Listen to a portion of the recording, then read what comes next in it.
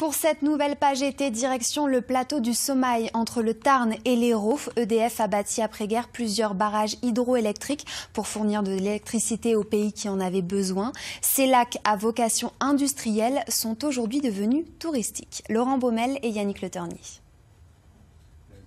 Eh bien, on vous entraîne aujourd'hui à la découverte de ces lacs, de celui-ci en particulier, qui est le lac de Vézol, mais on va voir aussi le lac de Laouzas, le lac de la Raviège. Avec moi des randonneurs pour vous faire partager ce superbe moment ici dans ce parc régional du Haut-Languedoc, parc naturel. Claude est à mes côtés. Claude, c'est un endroit merveilleux, vous y êtes très souvent. Nous sommes où là, dans le Tarn ou dans l'Hérault? Là, nous sommes dans l'Hérault et lorsque vous irez au Laouzas, vous serez dans le Tarn. Les deux départements sont... la Raviège, par exemple, est à cheval sur les deux départements, et, que vous verrez cet après-midi. Ce qui fait qu'on a une végétation si particulière entre Méditerranée et Atlantique, mais ça, on verra ça avec un garde forestier, Jean-Luc, qui va nous accompagner également. On y va, c'est parti. Avant de nous rendre sur le premier lac de cette route qui serpente sur le plateau du Haut-Languedoc, les randonneurs des Monts de la Cône font une belle découverte. La tourbière de Bourdelais. Située au pied du versant nord des monts du Somail, au nord-ouest du département de l'Hérault, ce lieu humide de 462 hectares, pauvre et acide, a été protégé et aménagé par l'ONF. L'intérêt de tourbière, c'est que du fait de cette pauvreté, de ces conditions de vie difficiles, la matière organique ne se décompose pas et s'accumule sous forme de tourbe. Nous quittons ce petit coin de paradis pour atteindre l'un des plus beaux points de vue de la journée, le saut de Vézol. La vue sur le versant méditerranéen est à couper le souffle.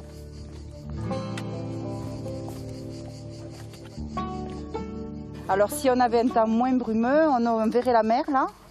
Et un peu sur le côté, on verrait même le Mont Saint-Clair de Sète. Et à droite, les Pyrénées. Et à droite, là-bas, on verrait les Pyrénées et on arrive même à voir le Canigou. En amont du saut de Vézol, voici le lac. Une retenue d'eau artificielle de 50 hectares. C'est de loin le lac le plus sauvage des trois que nous allons visiter. L'hiver, on compare l'endroit à la petite Sibérie, mais en été, c'est un havre de paix pour les pêcheurs. Avant de prendre la direction du lac de la Raviège, le groupe passe par la forêt du plateau du Somail, 5200 hectares aux essences multiples, que nous présente Jean-Luc Arvieux. Donc là, vous avez un douglas, derrière vous avez un sapin, un peu plus loin là-bas il y a de l'épicéa, du cyprès, de l'érable sycomore, je vois un frêne là-bas, du hêtre, enfin il y a beaucoup d'essences. Le bois comme l'eau sont deux atouts de ce territoire situé à cheval entre le Tarn et l'Hérault. À 2 pas de la Salvetat sur Agou, nous retrouvons Francis Cross, premier magistrat de la ville et son adjoint. Ils ont décidé de nous faire découvrir le plus grand lac du plateau, la Raviège, 438 hectares, 12 km de long, un lac artificiel construit dans les années 50 sur la Goutte. Et la Goutte qui prend sa source dans les monts de l'Espinouse. Dans les monts de l'Espinouse et qui va se jeter dans le Tarn. Et le Tarn, la Garonne et direction Bordeaux. Alors, c'est la particularité ici, on est en tête de bassin versant, alors qu'on a la mer Méditerranée à 60 km à vol d'oiseau. Ah ben non, l'eau elle a décidé d'aller se jeter à l'océan.